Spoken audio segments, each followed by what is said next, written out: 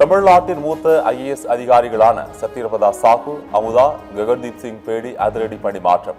உணவு மற்றும் கூட்டுறவுத்துறை செயலாளராக அமுதா, நீர்வளத்துறை செயலாளராக சத்யபிரதா சாஹூ, ஊரக வளர்ச்சித்துறை செயலாளராக ககன்தீப் சிங் பேடி நியமனம்.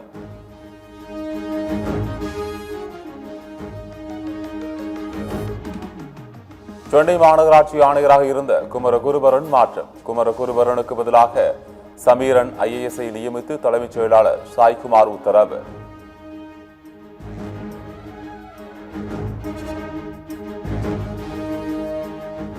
அம்மா உணவகங்களை புதுப்பித்து சீரமைக்க முதலமைச்சர் ஜோசப் விஜய் உத்தரவு. சுவையான தரமான உணவுகளை தங்கு தடையின்றி வழங்கவும் ஆணை.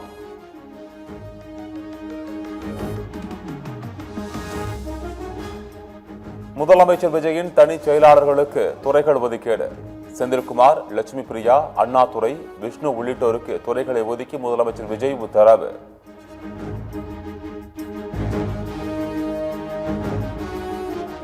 தலைமைச் செயலகத்தில் முதலமைச்சர் விஜய் மின்சாரத்துறை அமைச்சர் அதிகாரிகளுடன் ஆலோசனை. மின் உற்பத்தி திறன், மின் தேவை, மின் விநியோகம் குறித்து கேட்டறிந்தார்.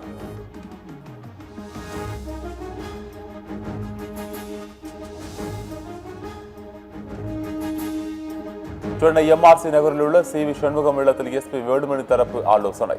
நாளை மாவட்ட செயலாளர்கள் கூட்டத்திற்கு EPS அழைப்பு விடுத்த நிலையில் அடுத்த கட்ட நகர்வு குறித்து முடிவு.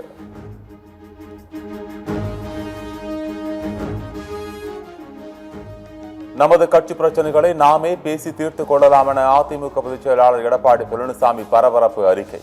அதிமுகவில் பிளவு ஏற்பட்டுள்ள நிலையில் அதிருப்தி உள்ளவர்களுக்கு EPS அழைப்பு.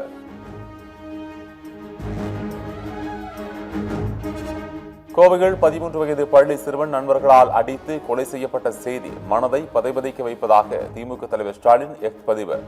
மாநிலத்தின் வருங்காலமே குழந்தைகள்தான், அவர்களை பொறுப்புடன் வளர்த்தெடுப்பது நம் அனைவரின் சமூக கடமை என அறிவுறுத்தல்.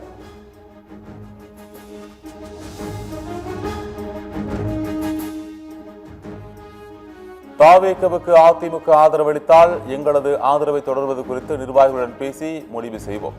BCக்கு தலைவர் தொல் திருமாவளவன் விளக்கம்.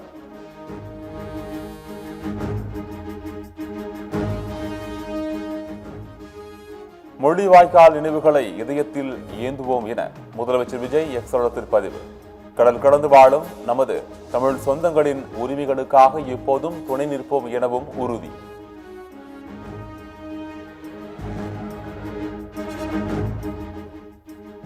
இருமொழி கொள்கை என்பது பள்ளிக்கல்வியில் மட்டும் கிடையாது, தமிழக வெற்றிக் கழகத்தின் அடிப்படை கொள்கைகளில் ஒன்று. PM ஸ்ரீ திட்டம் குறித்த கேள்விக்கு பள்ளிக்கல்வித்துறை அமைச்சர் ராஜ்மோகன் பேட்டி.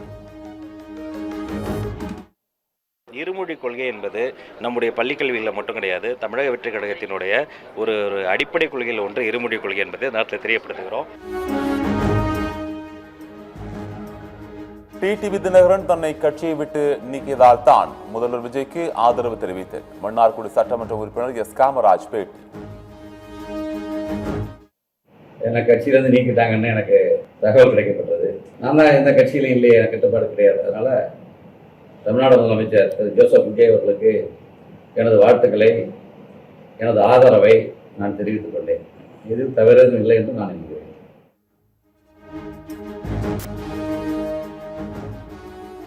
அரசு பேருந்துகளில் மகளிர் இலவசமாக பயணிக்கும் திட்டம் ஜூன் 15 தொடங்கப்படும்.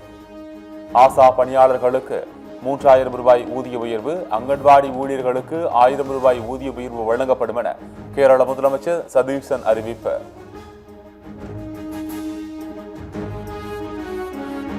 தஞ்சை மாநகரில் செயல்பட்டு வரும் KFC சிக்கன் சென்டரில் AC பழுது பார்க்கும் போது AC கேஸ் வெடித்து விபத்து. வாடிக்கையாளர்கள், கடை ஊழியர்கள் என 5 பேர் படுகாயம்.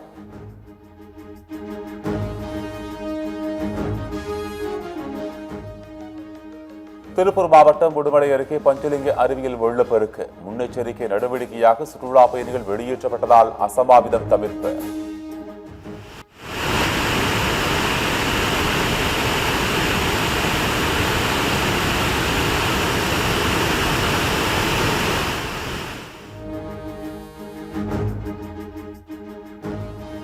கோவை மாவட்டம் சரவணப்பட்டி அருகே இரவு நேரத்தில் இளைஞர்கள் அட்டகாசம்.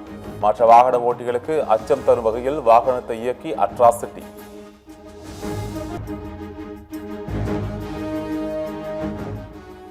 திருப்பத்தூர் மாவட்டம் ஆம்பூர் அருகே 3வது நாளாக விளைநிலங்களை சேதப்படுத்திய யானை கூட்டத்தை அடர் வனப்பகுதிக்குள் விரட்ட வேண்டும். பாதிக்கப்பட்ட விவசாயிகள் அரசுக்கு கோரிக்கை.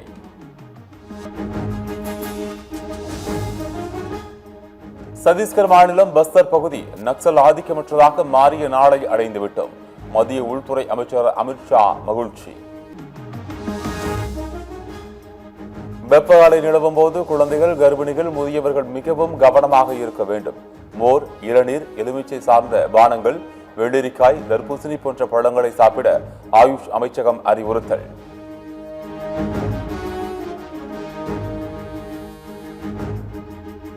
சூப்பர் எல் நினோ தாக்கத்தால் மத்திய மற்றும் வட மாநிலங்களில் கோடைக்கால பருவமழை பெருமளவு குறைந்து கடும் வறட்சியான சூழல் உருவாகும்.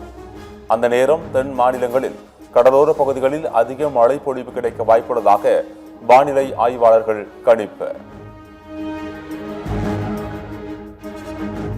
டெல்லியில் வங்கி மோசடி வழக்கில் ஆம் ஆத்மி கட்சி மூத்த தலைவர் தீபக் சிங்லா கைது. காலை முதல் வீட்டில் சோதனை நடந்த நிலையில் கைது செய்து அமலாக்கத்துறை நடவடிக்கை. உள்நாட்டில் தயாரிக்கப்படும் புல்லட் ரயிலின் மாதிரி புகைப்படம் வெளியீடு. புதிய ரயிலின் மாதிரி படத்தை வெளியிட்டது இந்தியன் ரயில்வே.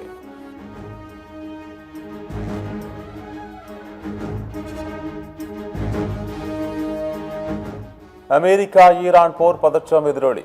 சவுதி அரேபியாவில் 8000 ராணுவ வீரர்கள் போர் விமானங்களை தயாராக நிறுத்திய பாகிஸ்தான்.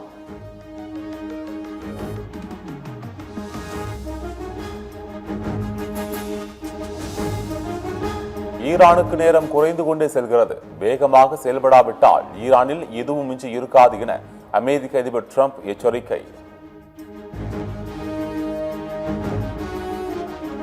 சென்னையில் நடைபெறும் IPL போட்டியில் தோனி விளையாடாததால் ரசிகர்கள் ஏமாற்றம். சென்னையில் நடைபெறும் கடைசி போட்டி என்பதால் தோனி விளையாடுவார் என எதிர்பார்க்கப்பட்ட நிலையில் விளையாடவில்லை.